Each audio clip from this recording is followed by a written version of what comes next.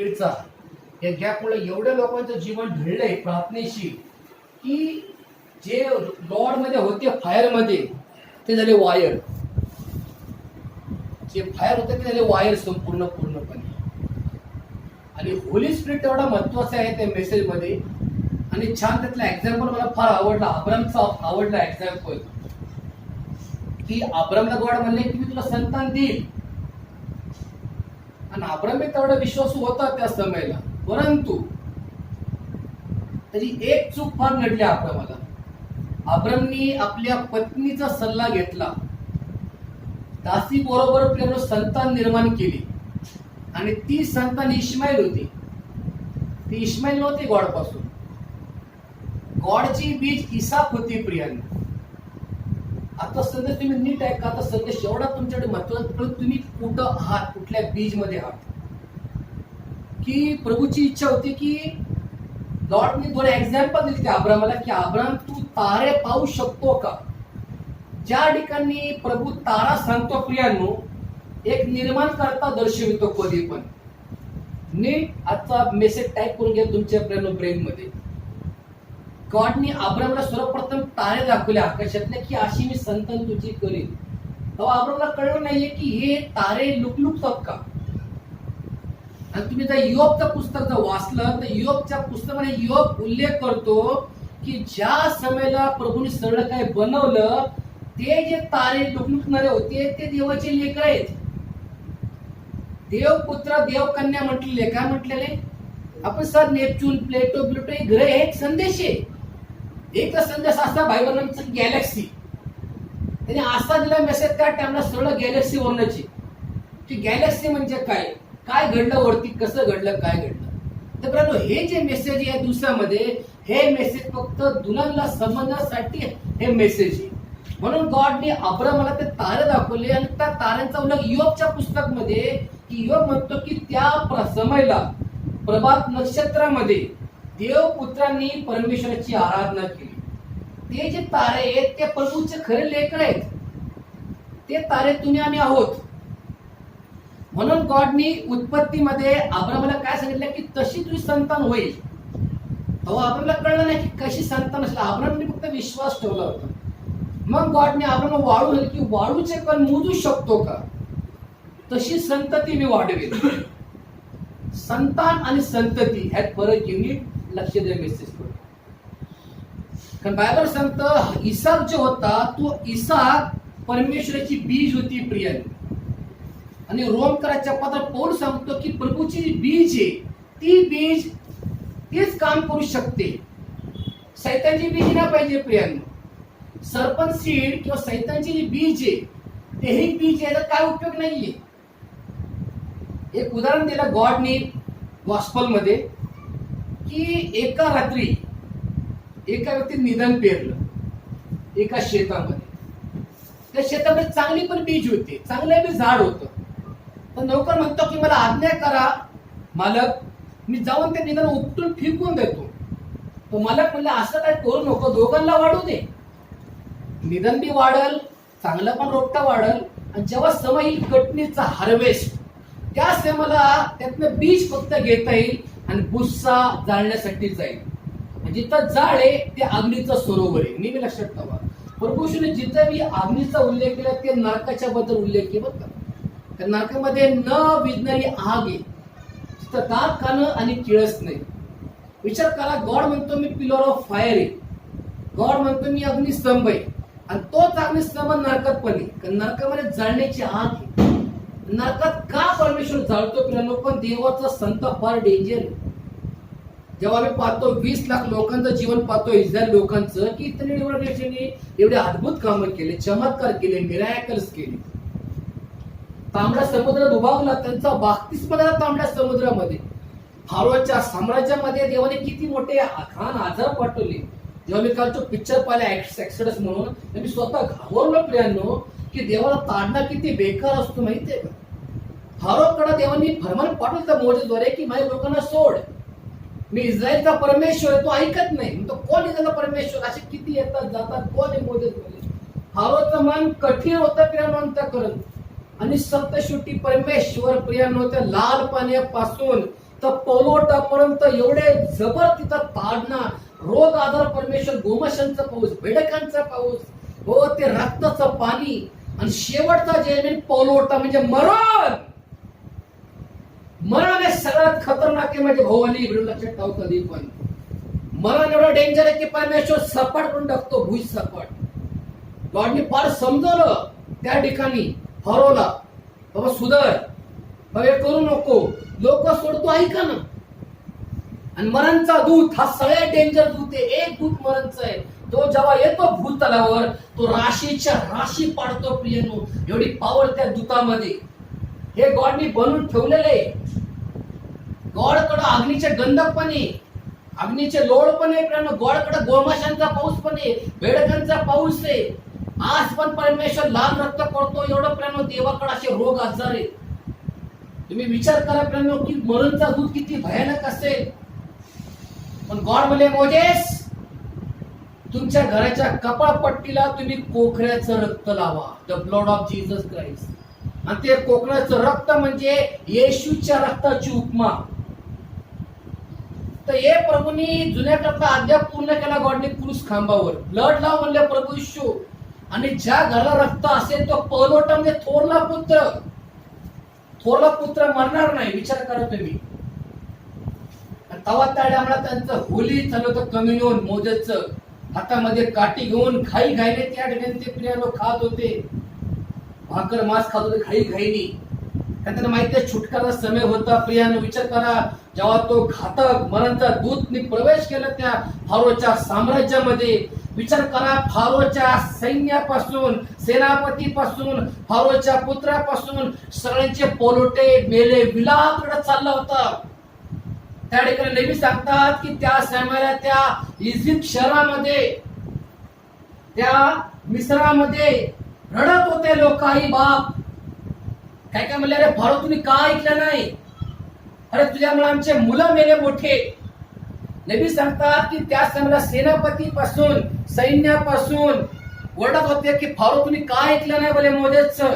तुला वाटली वॉर्निंग दिली होती की पोलोटा मरल, तू काय लोकांना जाऊन दिलं नाही बोले. पाणी प्यायच्या टायमाला लाल पाणी आले तर आम्ही तर गप बसलो. गोमाशांचा पाऊस आला, बेडकांचा पाऊस आला, अग्नीचे लोळ आले त्या ठिकाणी. किती घाण घाण आम्ही सहन केलं, परंतु एक किती डेंजर, आमचं पोटचा फळच मेले बोलले. तेव्हा त्या ठिकाणी जे सल्ला मसले ती काउन्सिलिंगची टीम होते, त्या फॉर्मला बरोबर आहे काय, तू का नाही ऐकलं परमेश्वराचं, तू का नाही ऐकलं मोजेसचं. आज आमचे पुत्र मेला ते परत आपल्याला मिळणार आहे का बोले. हो प्रियांनो, शेवटी परमेश्वर मरण पाठवतो, कधी बी लक्षात ठेवा. आणि आता मी मरणचा समय चालू आहे. बऱ्याच ठिकाणी प्रेम आम्ही देवाच्या कोप पाहिलेत, पण हा टायमिंग मरणचा टायमिंग चालू आहे. 9 महिने पहिले किती लोक मेले बिन उद्धाराचे. 9 महिने झाले, 9 मंथ. या कोविड-19 मध्ये 5-9चा आकडा येतो बरोबर. किती भयानक टायमिंग, किती लोक मेले बिन उद्धाराचे. अजून ती बिमारी नाही गेली, थोडीशी राहिलेली. ते विचार करा परमेश्वर कधी बी कुठं काही पाठवू शकतो. देवाला कोण सांगेल देवा तू असं का करतोस म्हणून. पण बायबलमध्ये सांगतात की मी देवाचं भय धरावं, आम्ही त्या परमेश्वराच्या आज्ञा पाळाव्यात, म्हणून देवाने आम्हाला जिवंत ठेवले. प्रियांनो, कधी गॉडला विचारा की गॉड माझं काय काम आहे भूतलावर. जेव्हा तुम्ही संदेश ऐकला तर मी गॉडला रात्री गॉडशी बोलले परत की तुम्हाला या जगामध्ये मी सेवेसाठी निवडले, तुम्हाला या जगामध्ये मी सेवेसाठी पाचारण केलेले, तुम्हाला या जगात मी निवडून घेतले आपली बीज म्हणून. मी तुम्हाला बोलवले माझ्या कामासाठी. कारण सगळ्यांसाठी देवाचं राज्य नाहीये, सगळ्यासाठी रॅप्चर नाहीये प्रियांनो. आपण ते बरेच लोक प्रवासामध्ये आहोत. जसं आम्ही 20 लाख लोकांची दशा पाहतो, ते 20 लाख लोक निघले मिस्रातनं. 2 जण गेले फक्त कनान शहरात, प्रॉमिस ऑफ द लँड. 2 जण गेले 20 लाखात. विचार करा आता तुमची आमची दशा काय होईल. आज किती विचार करा, किती क्वांटिटी या इंडियाची विचार करा. प्रभूने 10 लाखात फक्त एकच व्यक्ती पोहोचवलं कनान शहर, promise of the land Canaan शहर. 20 लाखात 2 जण गेले फक्त. प्रियांनो विचार करा तुम्ही. आम्ही हनोकचा समय पाहतो, उत्पत्तीमध्ये हनोक एकटा उचलला गेला. हनोकला मरणाचा अनुभव बिलकुल नाही आला प्रियांनो. तो कसा दास असेल की कोण जिवंतपणे जाऊ शकतो का? तर सोलत रक्त मासेला प्रवेश नाही, मग हनोक कसा गेला असेल? आणि सोलं किती लांब आहे माहितीये तुम्हाला? फक्त म्हणतो मी स्वर्ग स्वर्ग, अहो स्वर्ग फार लांब येत ना, पण अर्ध्या सेकंदात प्रभू आपल्यामध्ये उतरतो.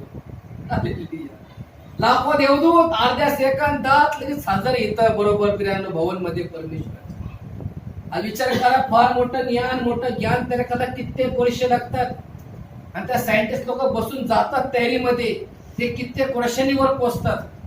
विचारा स्वर्ग किती इतकं लांब आहे, पण परमेश्वर लगेच हजर आहे आपल्यामध्ये. फार मोठं अंतर आहे प्रियांनो इथनं हेवन मध्ये, फार मोठं अंतर आहे प्रियांनो. प्रियांनो गॉडची ही इच्छा आहे प्रियांनो की आम्ही सर्वांनी पवित्र जीवन जगलं पाहिजे प्रियांनो. कसं आम्ही अब्रामचं लाईफ पाहतो की अब्रामची एक चूक घडती प्रियांनो 24 वर्ष. आणि विचार करा 75 वय असेल तर टायमाला अब्रामचं 76 वय असेल, आणि त्या वयात ती चूक केली तर 100 वयापर्यंत प्रियांनो गॉड बोलत नाही अब्राम सांगते 100 वयापर्यंत. आणि सेवक सांगतात की अब्राम ज्या झाडाखाली बसला होता झाडाला फळत नव्हतं, आणि त्यालाही फळ नव्हतं. आम्ही कित्येक वर्ष याचा अध्याय केला की झाडाखाली झाड वसाड होतं, तर म्हणतो आपण एकदम ते भुंड लांड भुंड म्हणतो आपण. तर लांड्या भुंडाला खाली बसतो झाडाखाली, आणि त्याला माहिती आहे झाडाचा तीन माझी दशा आहे, आणि त्या झाडाला फळत नव्हतं, त्यालाही फळ नव्हतं बिलकुल. पण जेव्हा फळाचा निर्माण करता समोरून आला, तो 100 वयामध्ये अब्रामला कळलं की निर्माण करता माझ्याकडं येत आहे. तेव्हा अब्राम किती मोठ्या उत्साहाने उठला असेल, फळ सुटला असेल गॉडकडं. पण 24 वर्षाला गॉडने भेटले, 24 वर्ष 24 इयर्स. एक चूक 24 वर्ष नाही भेटला गॉड त्याला. आज विचार करा तुम्ही 24 वर्ष कशाला म्हणतात, कसा जगला असेल अब्राम, किती रडला असेल तो, बायकोला किती कोसला असेल की इडी तुझ्याकडे वाटवलं माझं म्हणून, किती तो साधा बोलला असेल येण्यासाठी, काय करून बसलो तुझ्यामुळं, तू कर म्हणले मी करून बसलो पण देवत नाही माझ्या बरोबर. आज विचार करा गॉडच नसेल तर का उपयोग आहे आपल्या घरामध्ये? मग सगळे आपल्याकडं जिवंत गॉड तर काय. ही दशा अब्रामची होती की विचार करा 24 वर्ष त्याकडे गॉडची भेट नाही, विजिटिंग नाही, वेदी नाही, तंबू नाही, अर्पण नाही, समर्पण नाही, काही नाही. जेव्हा त्यांनी लांब दृष्टी पाहिली त्या वयामध्ये की समोर 2 एंजल्स आणि स्वतः परमेश्वर येत आहे, तेव्हा अब्राम कवळ्या मुलासमान उठला, पळ सुटला आणि डायरेक्ट प्रभूच्या पायापाशी पडला. प्रियांनो पालताच पडला त्या भूमीवर प्रभूच्या. गॉड प्लीज माय होम, माझ्या घरी चला प्रभू, तगतावनवा, खावा पिवा, आराम करा. तो झुकला त्या टायमाला प्रियांनो, अब्राम त्या झुकला. आपण म्हणतात अब्राम एवढा झुकला, त्याला खुशी झाली की परमेश्वर माझ्या घरी पदार्पण केले. माझ्या परमेश्वराने दूध मध जे काय होतं सगळं आणून ठेवलं, बसा. आणि अब्रामने पाय धुतले प्रभूचे. प्रियांनो विचार करा, तिघांचे पाय धुतले. एवढा तो नम्र झाला त्या ठिकाणी. तेव्हाची प्रथा होती की तेव्हा जे बी दास यायचे तेव्हा ते लोक त्यांचे पाय धुवायचे. प्रियांनो तर अब्रामाने प्रभूचे पाय धुतले आणि एंजलचे सुद्धा पाय धुतले, तिथं आल्या दूतांचे पण. मग प्रभूंनी सांगायला सुरुवात केली की आता मी काय करणार आहे. तेव्हा अब्रामने अजिबात मधीत कुठल्या प्रकारचे शब्द काढले, पण जेव्हा त्याला ते करायचं होतं संतान, त्याने भरपूर सल्ले घेऊन निर्माण केले त्या ठिकाणी इश्माईलला. आणि इश्माईल म्हणजे खिदकणारी संतान. इश्माईल म्हणजे खिदकणारी संतान. आणि विचार करा, बीज होते अब्राम मध्ये, परंतु त्या बीजला यायचंच नव्हतं जगामध्ये. इसाकची बीज हीच खरी बीज होती प्रियांनो, ही द सीड. आणि सत्य शेवटी काय विचारलं गॉडने की सारा कुठे. तेव्हा सारा झोपडीमध्ये काय करत होती, काम. 90 वर्षाची म्हातारी, 90, ती 10 वर्षांनी कमी होती प्रियांनो अब्रामपेक्षा. आणि ती झोपडीमध्ये काम करत उतरत्या वयात सगळे अंगातली ताकद निघून गेली होती.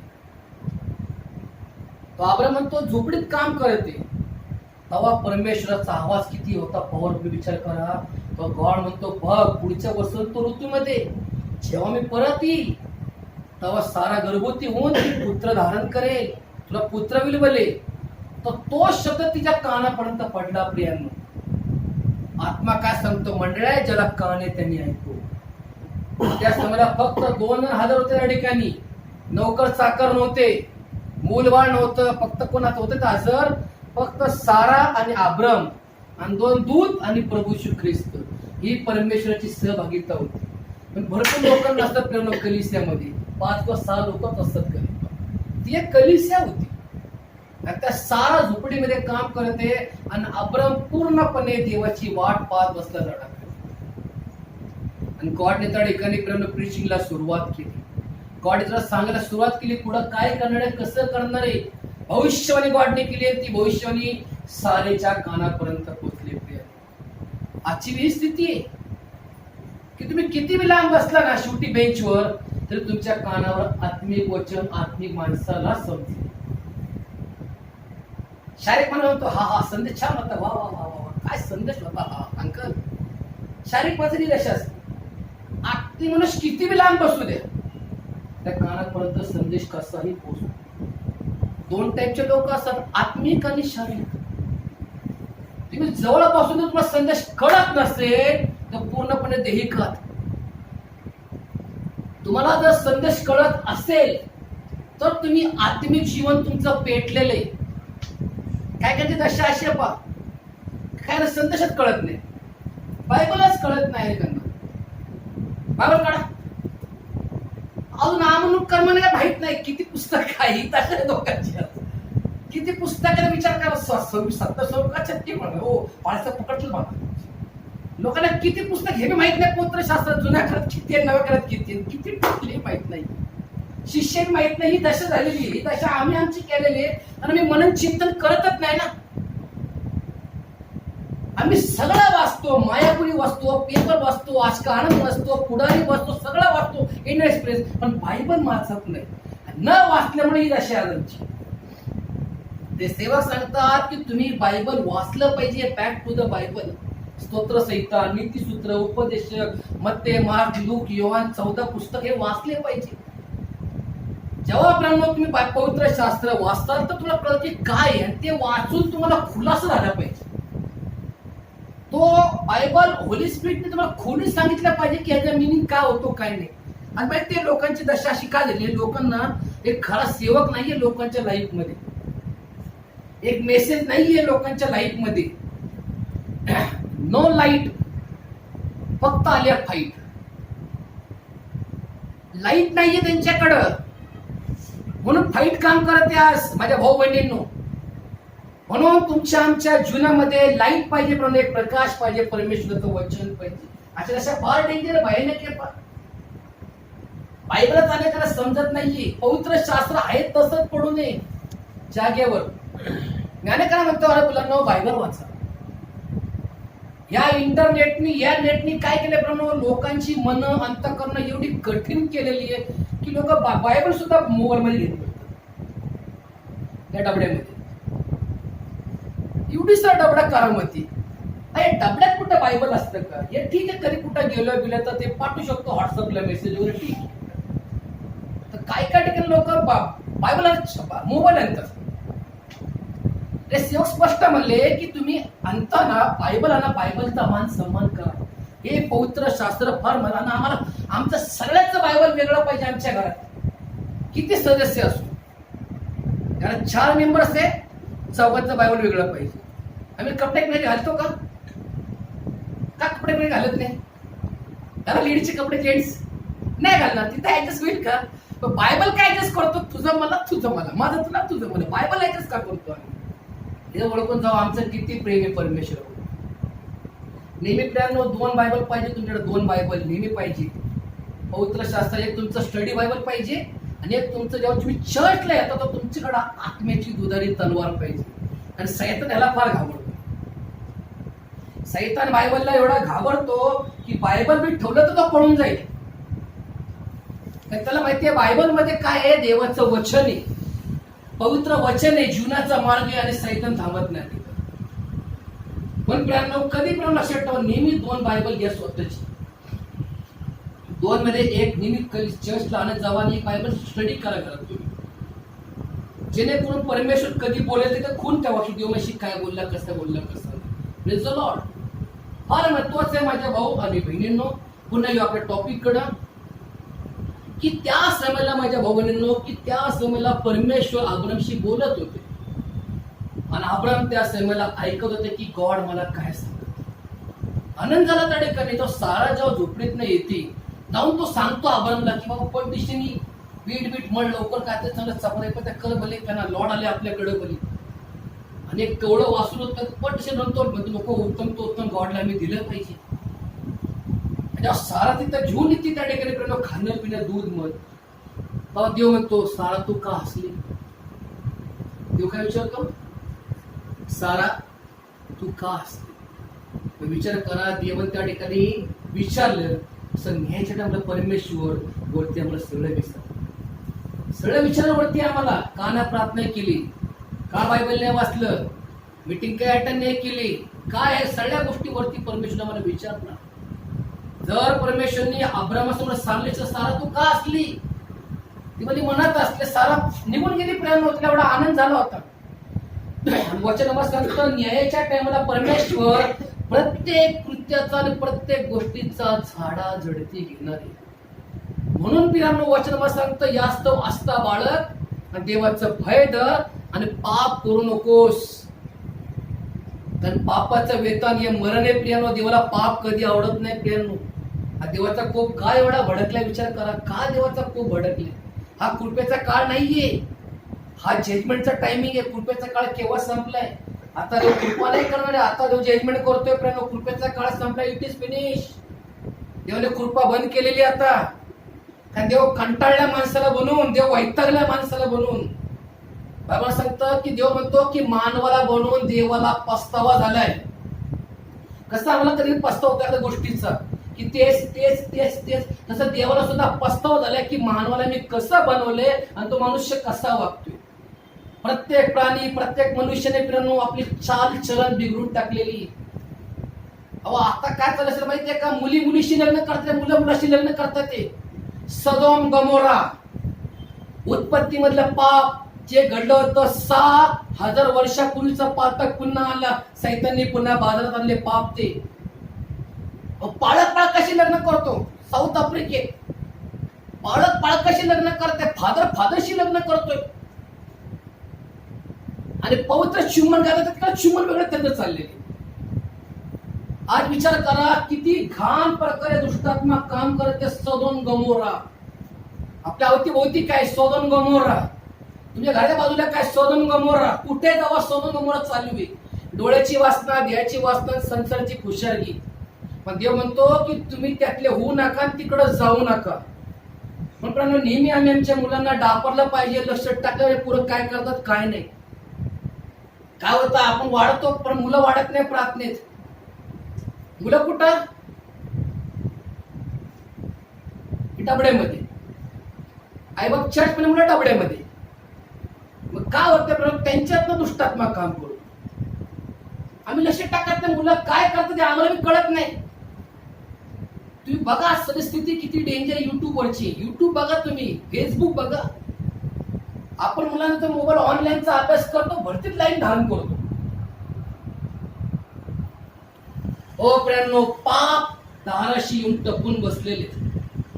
बरोबर त्या सेवकाने प्रीचिंग केली प्रियांनो का एवढं प्रियांनो घाणेरडं नैतिक पाप एवढं आले व्यभिचारचं पाप. मला काय सांगायचं की त्या पापाला लोकांना सीमा राहिलेल्या लोकांना भय नाहीये. आज जार कर्म व्यभिचार तेच पाप आले.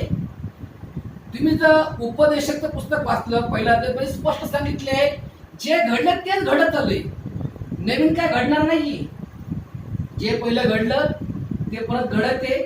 एक पिढी जाती दुसरी पिढी येते, फक्त पृथ्वी स्थिर राहते. काय राहते, हे पृथ्वी जी गॉडने बनवले ती स्थिर आहे. आज विचार करा किती पिढ्या असं आतापर्यंत हे जे गॉडने बनवले आदम हवेला तिथे किती पिढी असत करू शकतो का आपण काउंटिंग. जेव्हा तो गडबडीचा आत्मा गॉडनी पाठवला निम्रोदच्या समयला. निम्रोद फार मोठा महादानव होता प्रियांनो. तो चला आपण जाऊन गॉडला भेटायचे. तो फार मोठा बुरुज बांधतो त्या ठिकाणी गॉडला भेटण्यासाठी. तो एक तर धनुष्यबाण फेकतोय तो वरतून, देवाला प्रहार करतोय वरती आकाशात. देवाने वरतून जे वादळ सोडलं ते बुरुज तर पडलाच पडला. आणि त्या टायमाला एकच लोकांची भाषा होती. नीट विचार करा, त्या टायमाला लोकांची भाषा होती, एकच तो भाषा होती. देवाला हे पांगणार कसे हे लोक. मग त्या ठिकाणी प्रभूने त्या मेळ्यामध्ये गडबडीचा आत्मा पाठवला. ह्याची भाषा ह्याला समजना, ह्याची भाषा ह्याला समजना, ह्याची भाषा ह्याला समजना. तवा ते लोक पांगले प्रिय. मग तेलुगू, मल्याळम, मिझमचे सगळे लोक तिथं पांगत गेले आणि ते आपापल्या नगरामध्ये स्थायिक झाले. उत्पत्तीमध्ये घडल्याप्रमाणे विचार करा. उत्पत्तीमध्ये आम्हाला सगळं सापडतं. कोण कुठनं आले, आज तुम्ही कुठनं आहात, तुमची वंशावळी उत्पत्तीमध्येच. जेनेसिस मध्ये आम्हाला सगळं सापडतं की तिथं नेमकं काय घडलं ना आता नेमकं पुढं काय चाललंय. जेनेसिस मध्ये सुद्धा प्रियांनो तुमचा जन्म आहे. जेनेसिस मध्ये तुम्ही बीज आहात. पण तुम्हाला हे कळलं पाहिजे की आम्ही जेनेसिस मध्ये पुता मोडतो. आम्ही सगळे अब्रामचे संतान आहोत. अब्राम आमचा बाप आहे. विश्वाचा पिता अब्राहम हा आमचा बाप आहे. आम्ही त्या अब्रामचे संतान आहोत. अब्राम कोण होता, अन्य जाती, जेंटाईल. आणि आम्ही कोण होतो, अन्य जातीतून आलो प्रभूकडे. विचार करा, अब्रामचे आम्ही बीज आहोत आणि तो अब्राम आमचा बाप आहे आणि आम्ही अब्रामची संतान आहोत. Praise the Lord. आणि अब्रामची संतान म्हणजे वचनरूपी संतान. हिला परमेश्वर काउंटिंग करतो. हिला परमेश्वर रिजेक्ट कधी करत नाही.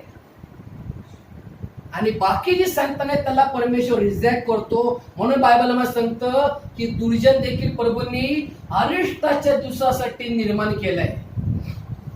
कशा निर्माण केलं दुर्जन प्रभूंनी? हे जे तुमच्या अवती दुर्जन आहेत, माजले दुर्जन म्हणतो आपण. हे म्हणतो आपण माहितीये गॉड त्यांना का बनवले? अरिष्टाच्या दिवसासाठी. फार मोठा अरिष्ट येणार आहे प्रियांनो. आणि त्या दिवसासाठी त्या लोकांची प्रभूने निर्मिती केली.